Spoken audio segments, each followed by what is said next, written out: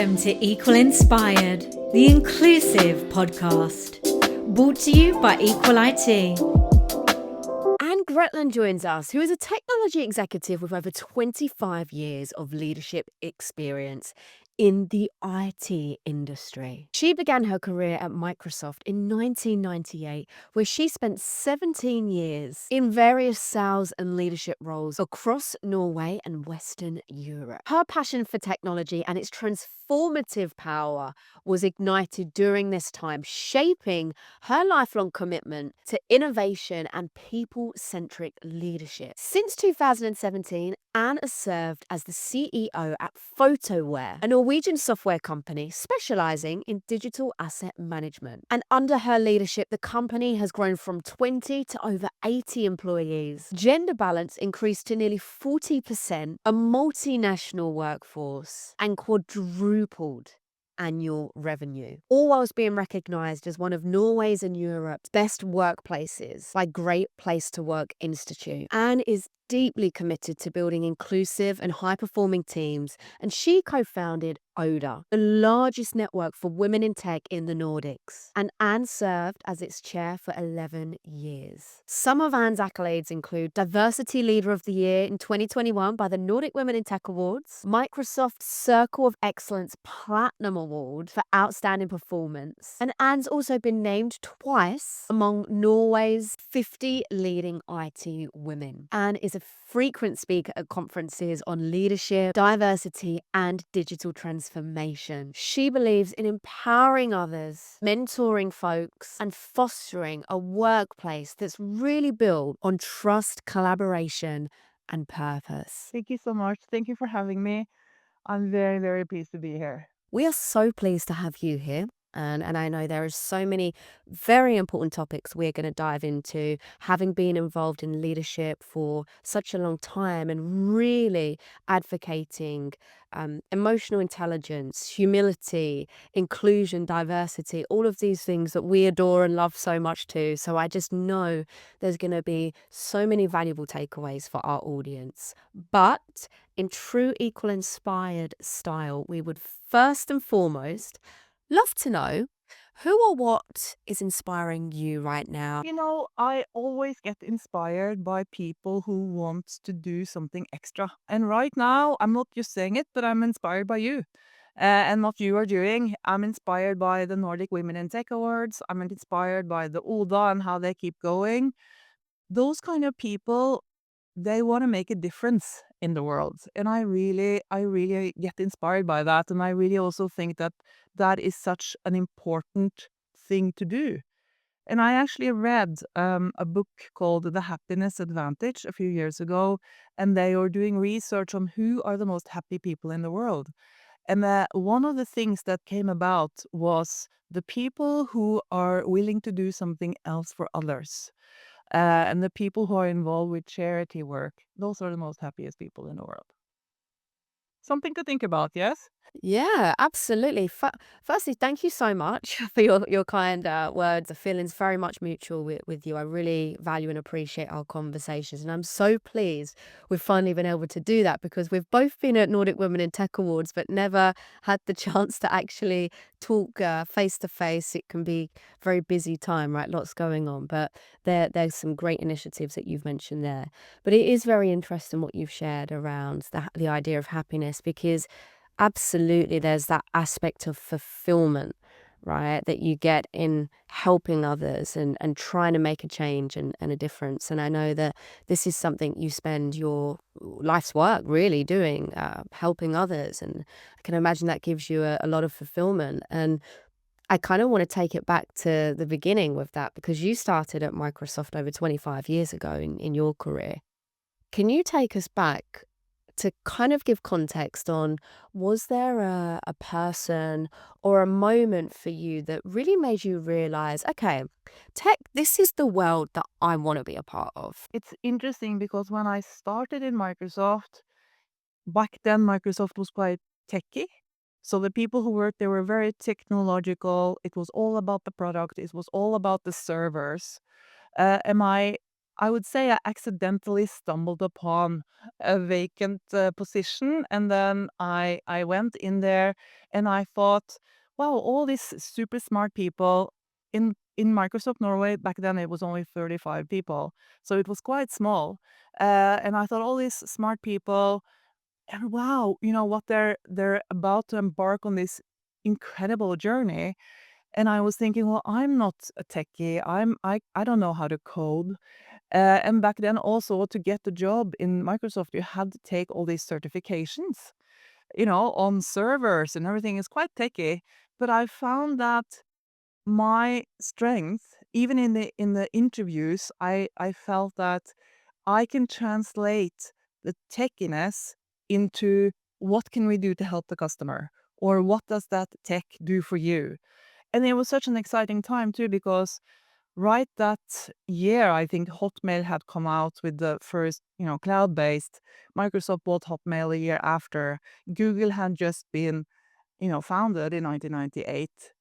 And then that whole era of what technology can do for anybody, I think that quite quickly I thought, oh, I want to be a part of this. Because I always, when you look at information, there's an old saying of, knowledge is power, and information has always been power. For thousands of years, it's been those people who have access to reading and books that have the power. But now suddenly with technology, Google, the new use of internet, you can see it anywhere in the world. As long as you had a computer or access to a computer and internet, you could learn, you could go to school, you could have access to information.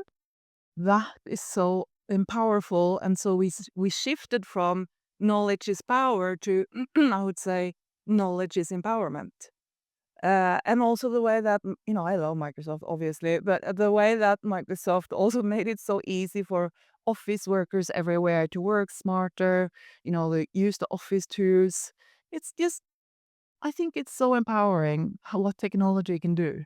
And so I'm extremely passionate about being part of it. And I feel very lucky to have started my career at Microsoft. Not only for the technology part, but the way that they run business and the way they think about people and the way that they think about culture.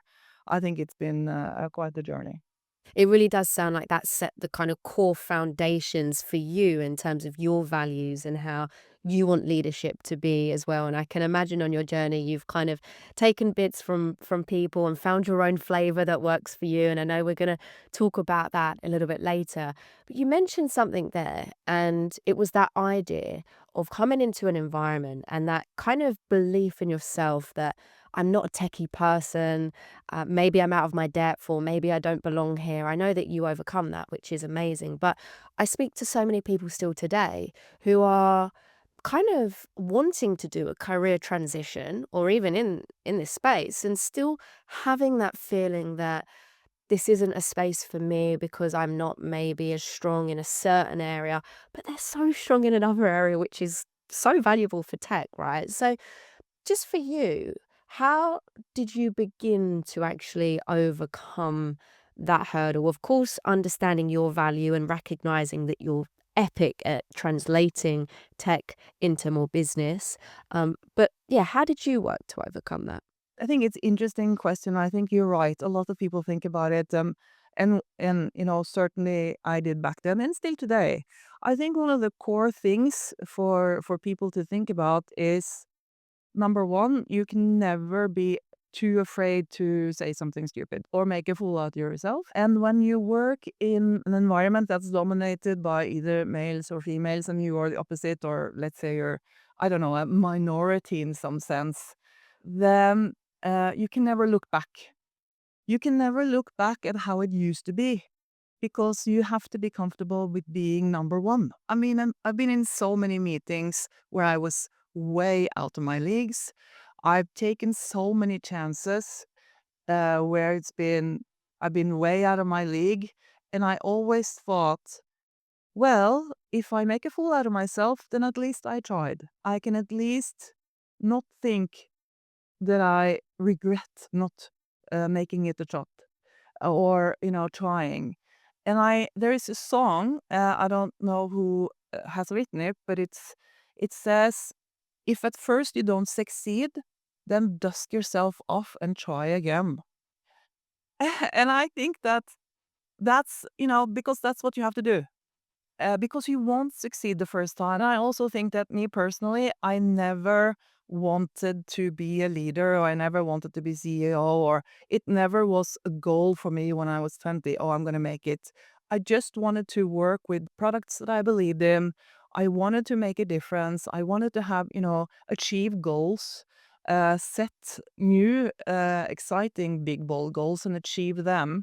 And then on that way, naturally, I think that when you say, okay, well, I can do this, or I raise my hand and I say, yeah, I can make it I can make it a try, then naturally, that's on your leadership journey somehow.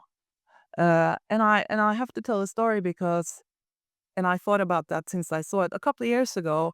They were thinking, and looking back at when they chose the first female prime minister in the world, and she was Norwegian. This was in the 80s, and they were interviewing people on the street, and then people they interviewed, men and women, said they didn't think that was going to work out because traditionally men has have those kind of jobs.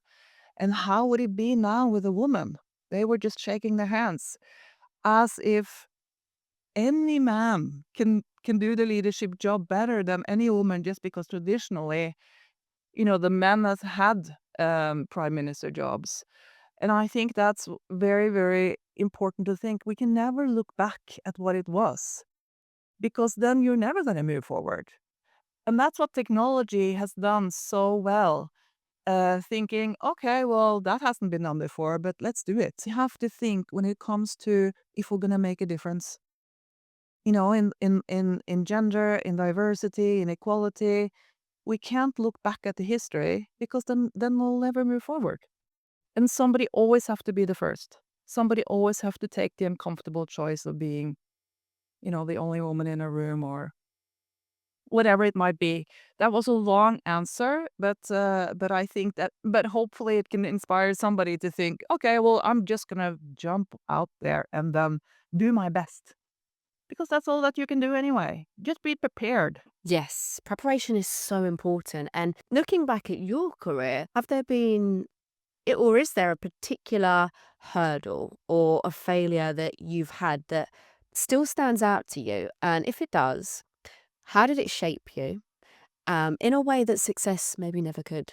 In my early career, in one of my earliest, let's say, internal meeting presentations, I wasn't prepared enough.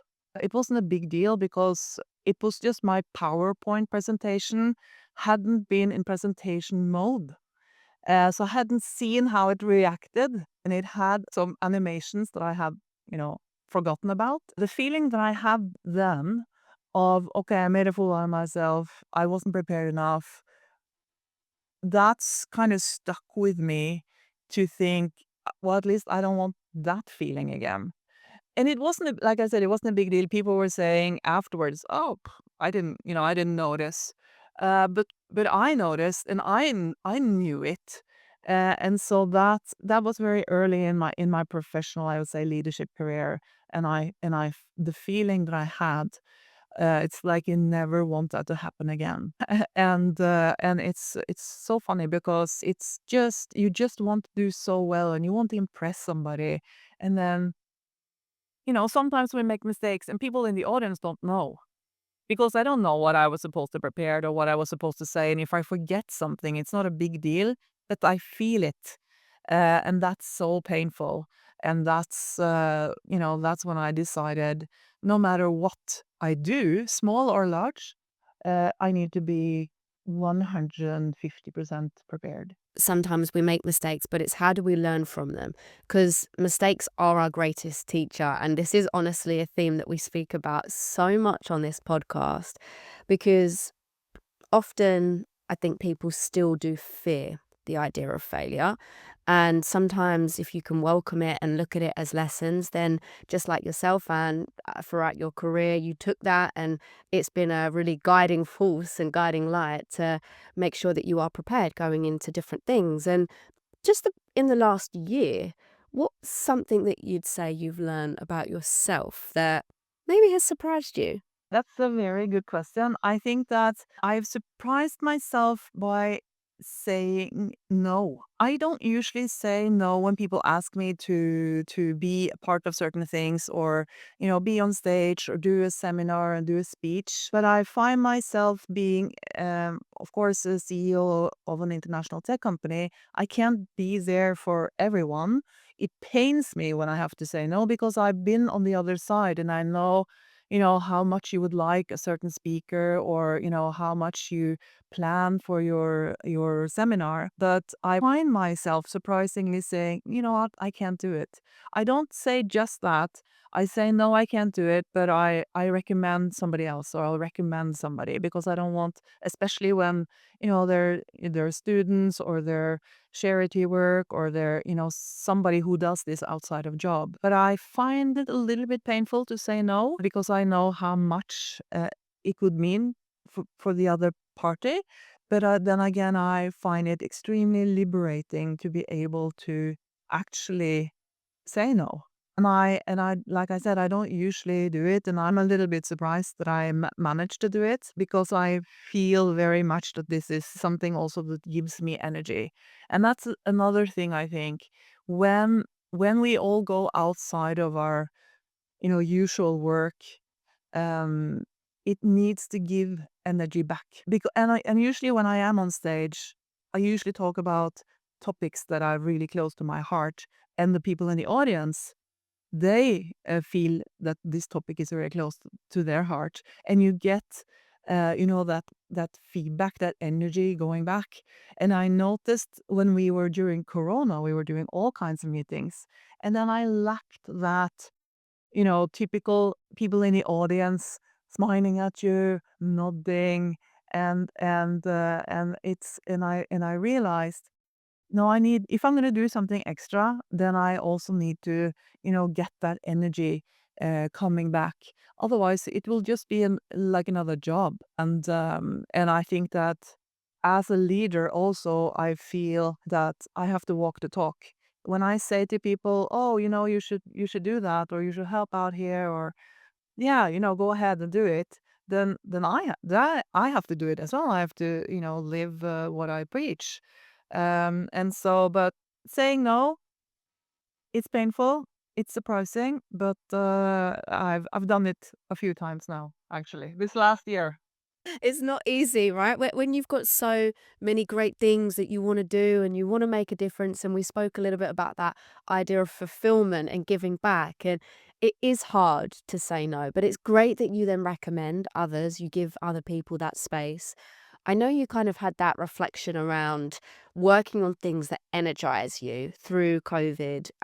But what do you think was the turning point in terms of putting no out there and getting a little bit more comfortable with saying no? Because like you say, it's still painful for you, but what changed? What helped you? Because I think that there's a lot of us that need to learn to say no a little bit more as well, because we want to give so much and it can be so tough. Yeah, I agree. And not only saying no, but not feeling the need to explain why.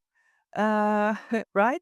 I think the turning point came when I had a crash, that I was actually somewhere else and I couldn't do it. Painful enough that it is. I realized later, okay, that went well. And I think that's what you have to experience, right? You have to experience that some things that you do, actually, it's okay. And then I think maybe particularly women, we want to help, and then when we say no, we're going to explain, oh, I'm sick, or I'm traveling, or I can't do it. But actually, it's okay to say, no, it doesn't fit into my schedule, I can't do it. Or no, I have a lot of things on my plate right now. Or just simply, no, unfortunately, I can't do it, but I'll help you recommend somebody else. Just like when you have to overcome hurdles in your career, or you have to learn how to take up more space, or raising your hand, or saying yes, it's that that bubble where it's inside the bubble is you, and then this huge bubble up here is outside your comfort zone, and that's where the magic happens, right? because it's so easy to stay within your bubble, within your comfort zone, where you're comfortable, where you know everything, where you're the best. And then outside your comfort zone, you feel your heart beating. But that's where the magic happens.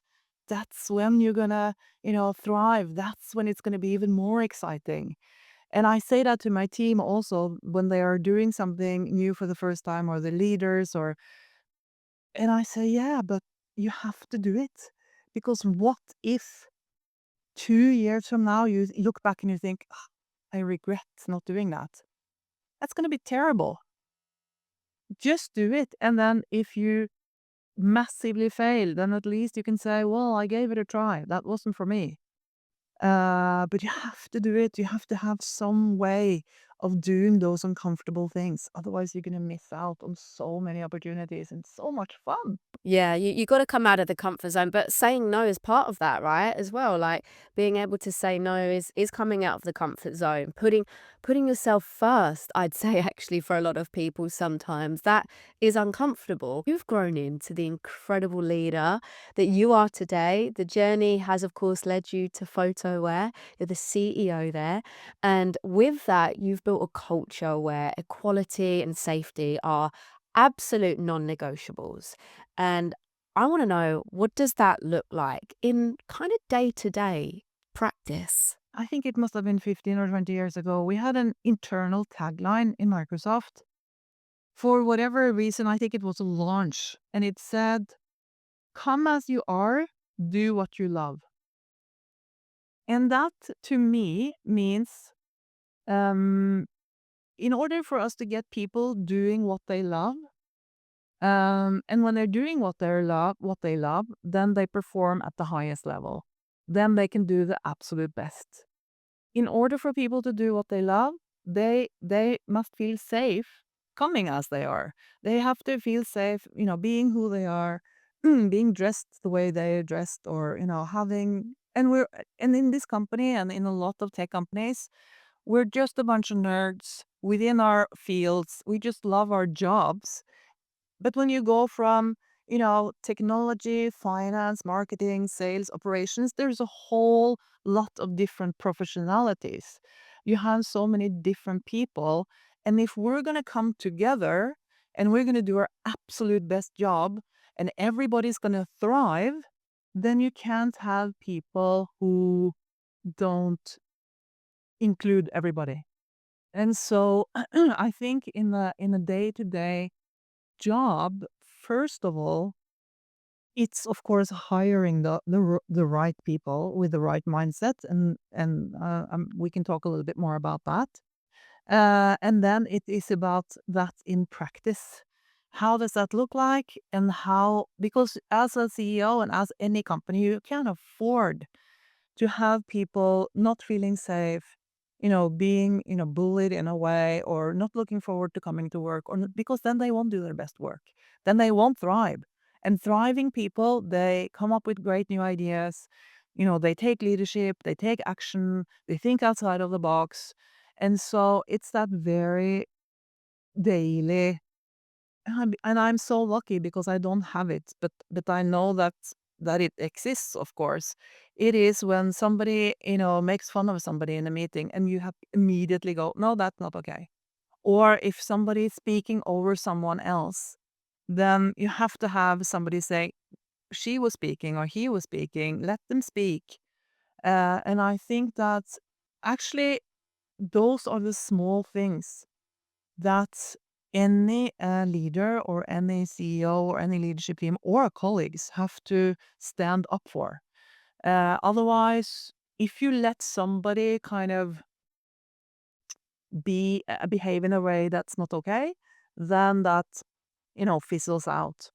And I think that I listened to a podcast with Barack Obama, and he said he had in his you know extended team, he had himself decided, because the women were just spoken over whenever they started saying something, or somebody else interrupted, or a woman had an idea, and then 5 minutes later somebody said, oh, I have an idea, and they said exactly the same thing. And right. And so Barack Obama then he introduced a very strict rule in the meetings. When people were spoken over, you just went, no, let them speak. And then when somebody, stole somebody's idea or thought, then to say, yeah, I think she said that earlier, or he said that earlier, or they said that earlier. You just to call it out. And if you have that kind of culture, then it will be okay to call it out. And and eventually it won't be necessary because everybody's there to help you. And because you come up with weird ideas yourself. What's the point of making fun of somebody today when tomorrow you're gonna have a stupid idea? You know what I mean? And we're so we're so different. And but we bring to the table so many different ideas. And I usually say, because I have a new employee orientation with the CEO every time we hire new people. So I want to say, we have people from different countries, different cultures, different experiences, different backgrounds, different expertise, and we kind of, make a soup of it. And that soup, that can only be perfect if everybody kind of contributes and make sure that, yeah, you respect other people's opinions. Instead of going, oh, that's weird, then you go, oh, that's cool.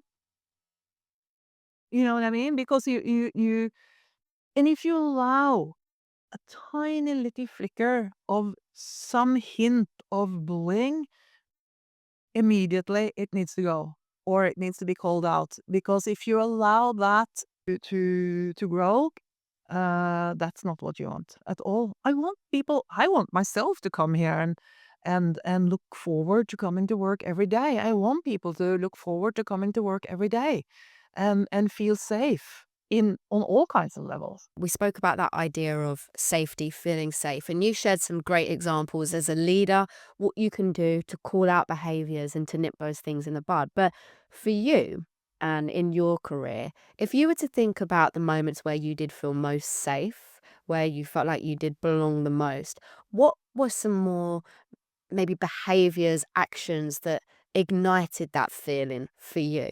That would be when people acknowledge what I say, acknowledge my ideas, and even, you know, using my ideas. And especially when they're kind of when I'm scared to say it or I have an idea that's crazy, but I know it works.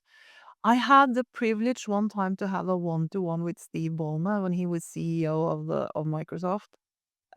He came to Norway, and I was one of two very lucky people, and I had thought about this idea for a long time, and I pitched it to some of my, managers in Western Europe, and they were like, "No, that's we're not gonna do that." And I thought, and I was sitting there with Steve Ballmer, and we only had 20 minutes, and we talked about everything, and I could feel my heart beating, and I thought, am I gonna do it? Am I gonna do it? What am I gonna do? Am I gonna pop it? And then I thought, I'm just gonna go for it. And and I came up with the idea, and the fact that he nodded, him of all people, nodded and gave the acknowledge to say, this is actually very interesting. That hasn't been done before. And I said, yeah, that's exactly the point. That's the problem. It hasn't been done before, but we should. And I believe in it. And when he acknowledged he listened. And I think that's important. You have to listen and then acknowledge and then nod. And then I felt safe to go on to explain more. And yeah, lo and behold, 1 year later, that was rolled out to worldwide in Microsoft everywhere. But that was, if he hadn't, and typically in those settings, when if you don't get the acknowledge of, oh yeah, come on, go on, then you think, then you don't feel safe, and then you think, oh, I'm just gonna hang back. I can't do it. So I think that making people feel safe, and then you kind of want to nudge, the good ideas out of people. You wanna go, okay, come on, you have something in there, let's go. And when people feel, I don't feel, what is it? Come on. You want to have that environment. And that environment also requires colleagues uh, I mean, really caring about what you have to say and thinking there are some other smart people here as well, not just me, you know? So I think that if it's so easy to create a safe environment for colleagues, you just go, I love what you just said. I think that's a great idea. I think that's a great idea. It needs a little bit more work, but keep on working and come back to me when you thought about it a little bit more. It's so easy. The recognition goes such a long way, feeling like you have a voice and that you're actually taken seriously. Because just think about like the amount of people who have so many incredible ideas who have chosen not to speak up because of that fear, because the fear of judgment, being laughed at, being ignored. It is hurting your business, bottom line, right? If you're not allowing this space. What was that idea, and out of curiosity, that you pitched? It wasn't anything crazy. It was that setup that we had then talking to mid-market customers was purely telesales. And I had the idea of, even though it's telesales, we need at least one person that can actually be feet on the ground and go out and visit customers on site. Visit, so I'm speaking about new customers, new prospects, seeing somebody, talking to somebody, shaking somebody's hand. But because it was, it was a broad reach before I pitched the idea to Steve Ballmer, it wasn't felt like, oh, it's not worth it. We're not gonna, gain a lot of money from it.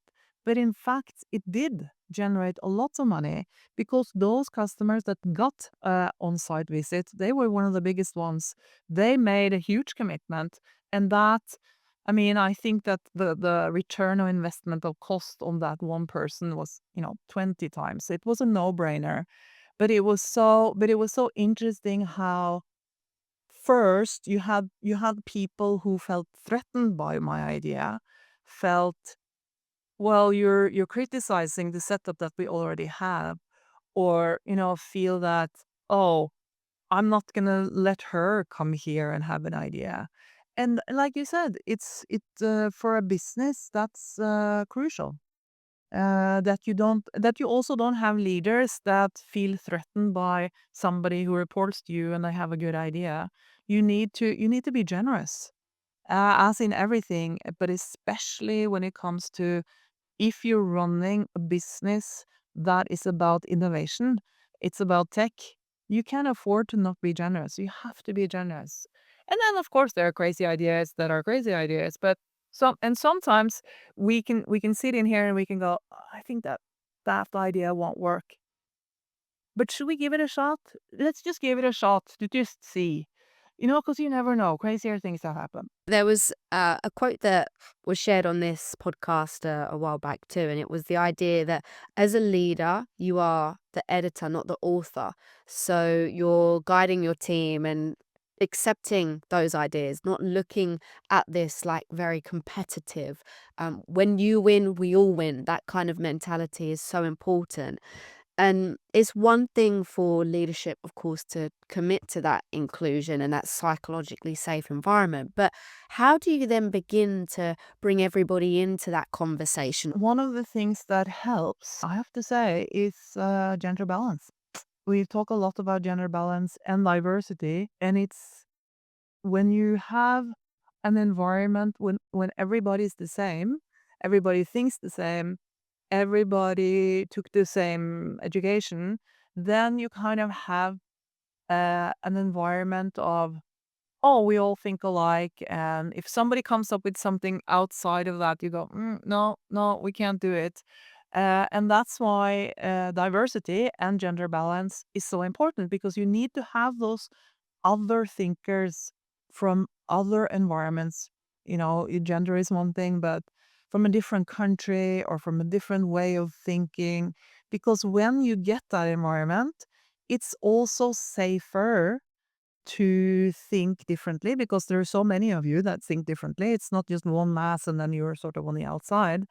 And so I think that one of the things that we talk about here in this company is also about living our values. And one of our values is being innovative.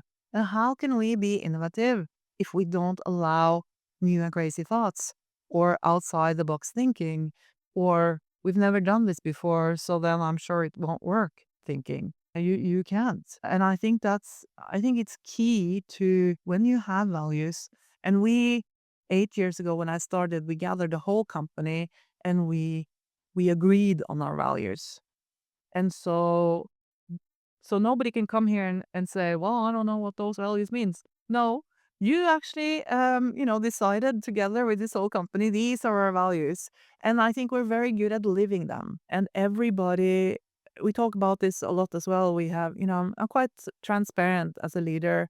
And we do, as I'm sure a lot of companies do, regular all hands, send out information about how we're doing, what we want to achieve, what is our purpose, how far along are we against our goals, and what does it take to reach those goals? And, one of the most important things, we have to have the right people on the right seat in the bus.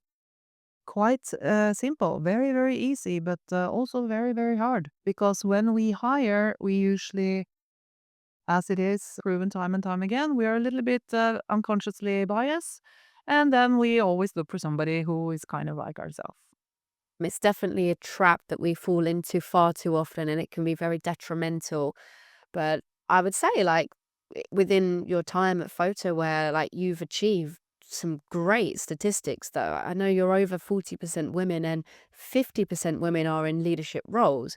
Outside of living the core values, of course, and everyone being in line with that, what kind of intentional choices in your hiring have made this possible? Like, of course, the gender balance fluctuates, right? Of course, and whenever we buy a new company, if it is a tech company, it's usually a lot more men, and then our female ratio goes down, and we build it up again. But I think it's when I hire and when we think about leadership, it's always, always, always been our goal to have 50-50. And also in our company in general, it's been our goal to have, 40. And that means when it comes to, it's interesting because when it comes to leadership positions, the research show that men are hired for future potential. Women are hired based on their experience. And so then, of course, when you end up in this position where you're hiring a leadership position and you have males and they, you unconsciously, as it shows, then you think, oh, this guy has something going for him. Oh yeah, he can become a leader. You have to think that also about the women, and you have to think, oh, you haven't been a people manager before. Well, I know that you can do it because what you've done this and this and this, and that's kind of the same. Or I can see it in your, profile because we do these profile analysis. Or, I can see it in the way that you're answering. And we do several kind of interviews, so we always have more people talking. But I think it's key that we look for future potential also in women, and then we look for future potential in people who haven't had it before, haven't done it before. And that's coming back to again, if we haven't done it or it hasn't been done, well, we can still do it. Then you will be the first. Then you have to try it. And that's also when I had one woman say to me once, she was perfect, perfect, perfect leadership candidate, and she said, "Well, I don't think, do I have the experience or I don't know." I go, you're supposed to be on the interview selling yourself to me. I'm the one that's going to make a decision to see if you can do it or not. I'm the one who can make that decision. You're going to have to trust me on this. You can do it if you want to do it. And so we've built a leadership team of, experienced leaders, but also a few young up and coming leaders who have thrived in their role. Because as long as you have passion, if you're going to be a leader, the number one thing is you have to like people. You can't want to be a leader and just have the title or have the promotion. You really have to like people, otherwise you're going to have a terrible time because you're never going to be left alone anyway. And if you like people and you think that this is something I can do and I'm passionate for it and I will learn, then there is no problem. And we just have to, even though you don't have it on the CV, we're just gonna have to do it. And that's also when we look for, you asked, how do we do it in practice? When we hire, we want to end up with our top candidates are gonna be 50% women. If they are not, then you obviously done something wrong. So then you have to start again. And when people go, yeah, but I mean, I only have my top three. Yeah, but they're all men. We agreed there should be at least one woman in there. And why haven't you? And then you have to start again. And that's so painful to people, obviously, that they don't want to end up there. So we all think, how can we do it with job ads? How can we do it with the images? How can we do it with, what we say? How can we go out and search? How can we attract so that we have a pool of people that's representative for, the population that we are in? And because we want to have 50-50 women and men in leadership position, well, then you have to have from that pool of people that you choose from. You have to have at least, almost 50-50. We've done a little crazy things sometimes when we hire for roles that are, in-depth technical or platform infrastructure. We know that there are a few women out there. We interview every woman that has applied. Even though their CV might not look, qualified, because there's so few, we interview them anyway, first time interviews. And what we discover is women in general, at least in the tech space, don't write all the relevant things on their CV and application. And we were shocked when we found that out. And I think that it also has given our hiring managers and our, HR something to think about for the future. And that's why we try to read between the lines when we hire, no matter what. We try to see, where's the potential? Has this person done something? And might we have a pre-chat and just ask those questions? I know that a lot of companies are using AI now to rule out applications, but AI doesn't read between the lines. And sometimes that's what we need to do. Yeah, we need to keep humanizing things, not lose that aspect of the human touch along the way. Because, yeah, like you say, you could have a conversation with someone and they haven't put these things on their CV and actually uncover that they're perfect for the role. And you could have missed that had it gone just through AI ATS tracking system. There's so much power in conversations. I absolutely love that you make it a non-negotiable that the top three that you're going to have, there has to be that diversity split, because then it gives hiring managers more intention, more of a motivation to make sure that's happening. I often find when you tie performance to DE&I targets, that is where it really does thrive and become most successful. Kind of bringing in everyone into why this is so important, to the point then when you've done it a few times, it just becomes second nature, and it just happens. Um, a lot to be said around job descriptions and applications and how we can make them more inclusive. And I know you've done a lot of work with this side of things, especially in the current company. What are some of the biggest do's and don'ts that you think companies should know about when it comes to job descriptions and just employer branding, really? I think that we have to be aware of the unconscious bias that everybody has. Again, there's been so much research, and they've done research in many countries around the world where they send in applications. One is male and one is female, and the male end up getting hired, but there is a female application that's exactly the same.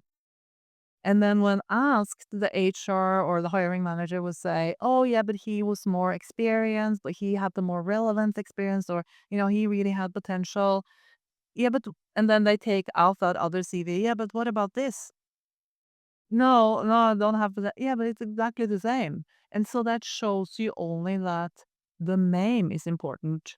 And we are using a tool called Team Tailor, and it's you can take applications and they're in masked mode when you first get them in. So you structure them and you see, then you don't see the name, you don't see a picture, you only see experiences, obviously, and the CV and the application.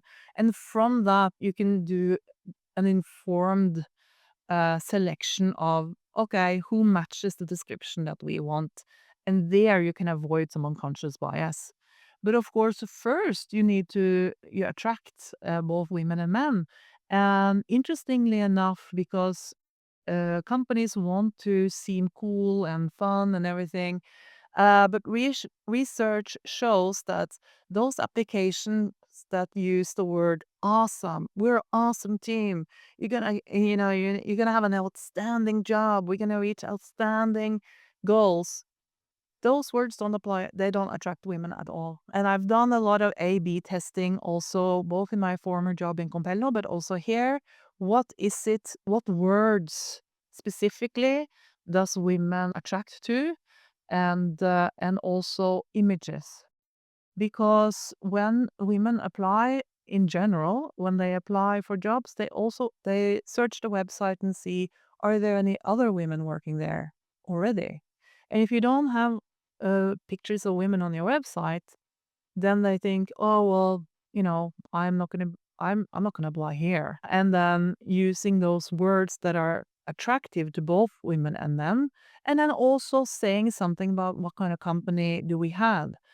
Because people want to work in a safe environment. They want to work in a company where you can combine work and family life.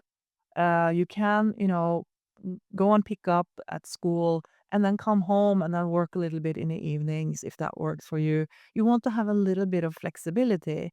Interestingly enough, we did a change in one of our job ads a few years back because we were lacking female applicants, and we wrote specifically in the application here, we make sure that you combine work life and family life.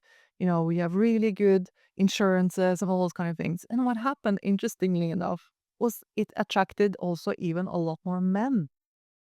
And some of them were saying in the interview, yeah, I applied to this because I see that it's easy to combine work life and home life, and I have to pick up at school at 4 every day, so that's perfect for me.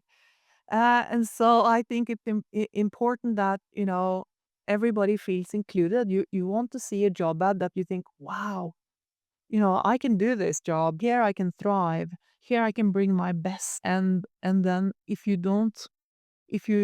as a company don't manage to get that wording in the job application, I think you miss out on a lot of talent. And of course, now a lot of people are talking about, we mustn't also exclude people that are very experienced in their late 50s or early 60s, and there's a lot of incredible experience there that we have to also attract. So I think as a company, attracting the best people and the smartest people and the people that are willing to make a difference, you really have to think carefully about the words and the images that you use when it comes to a job ad, for sure. You have to be so intentional. And you said this earlier about AI. I see hundreds of job descriptions a week, right? And you can tell the ones that have been AI generated as well, because it tends to have similar language, terminologies. It doesn't maybe have that human touch, that storytelling aspect. And that could be hurting your organization too without you realizing. Yes, it's very easy, quick. It can automate if you need to get something out there and you've got tight deadlines. But don't lose sight of having your own voice as a hiring manager, getting your core values across in the job description as well, bringing everybody into that, because as you've experienced yourself, and you will just appeal to such a wider audience. And that's the important thing here. It's being able to welcome as many applicants as you can. Yes, exactly. And also, if you have so little time that you can't take the time to make a job, I mean, of course, you can use AI to generate, a base of it, but you must care enough to spend as a hiring manager, don't you want the best people?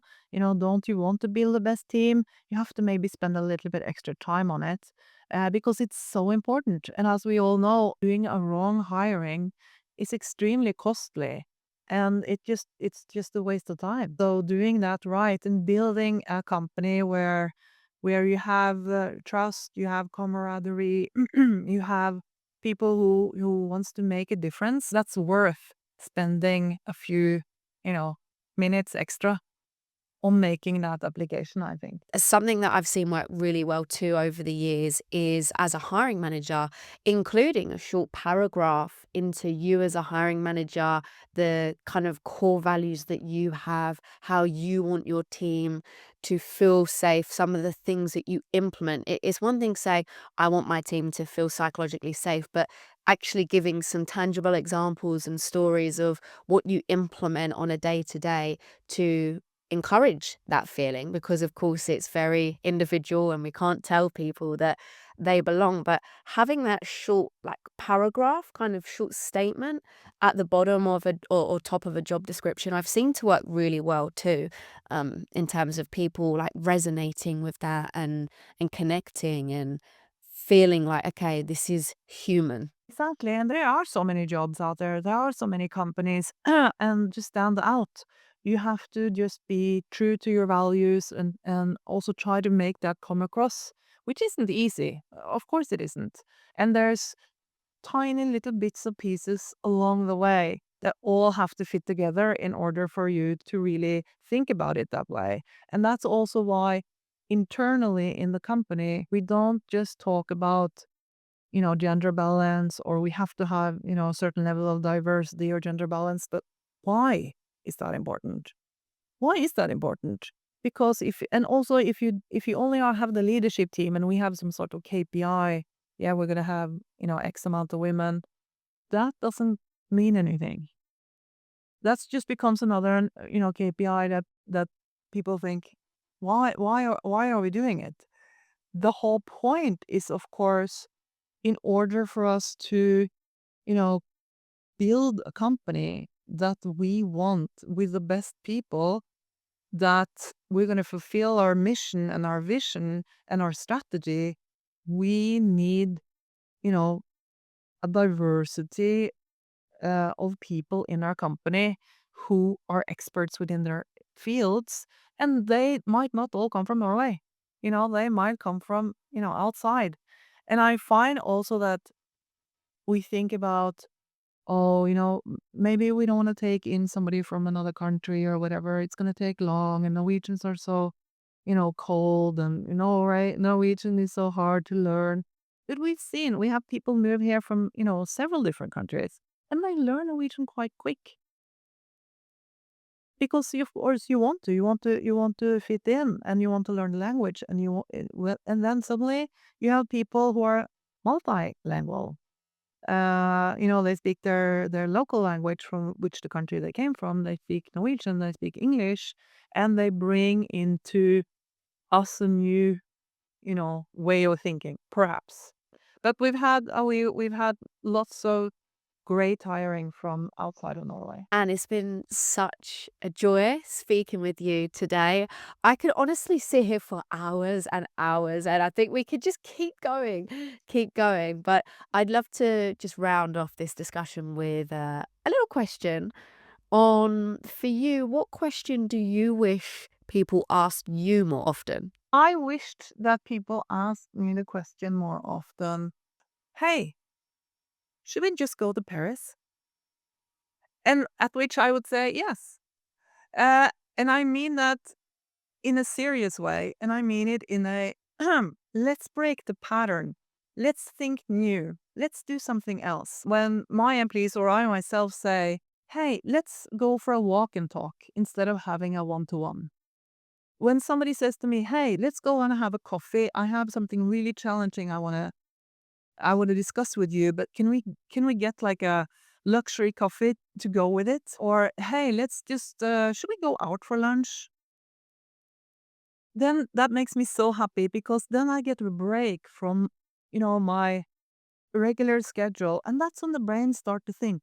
When you go for a walk and talk instead of sitting in front of the computer when you do one-to-ones, then you get inspired, and then those new ideas come again. And so I think the Paris thing is a little bit extreme, but that whole thing of, hey, should we do that? Hey, do you want to do that? And so, hey, Ellie, do you want to come to Norway? I'm happy to host you here if you wanna come and visit us, and we can go for a lunch. That sounds amazing. Count me in. I love that though. I love that. There's so much power in that just spontaneousness as well and mixing it up. And I definitely agree with you. And I feel like the best ideas are often when you're not sat at the desk. It's when you're outside. It's when you're moving your body if you are able to. It's when you're doing very different things from the, I guess, norm of, right, if we sit in this room, we're going to generate so many ideas, but actually change it up, spice it up. I love this. I love this. Thank you so much, Anne, for your time. It's been such a pleasure. We've loved having you. Thank you. Bye. Thank you for listening to today's episode, and we hope you're feeling inspired. If you are, please feel free to like, share, subscribe, and join us on our mission to create a diverse, inclusive, and equitable universe. This podcast is brought to you by Equal IT, a mission-driven business working to diversify tech teams through refined talent acquisition, complemented by diversity and inclusion consulting. As an Azure Heroes inclusive leader, we aim for teams to cultivate a strong sense of belonging and equity. Find us on Twitter and LinkedIn. We welcome your feedback, questions, and would love to hear from you. Join us next time on Equal Inspired.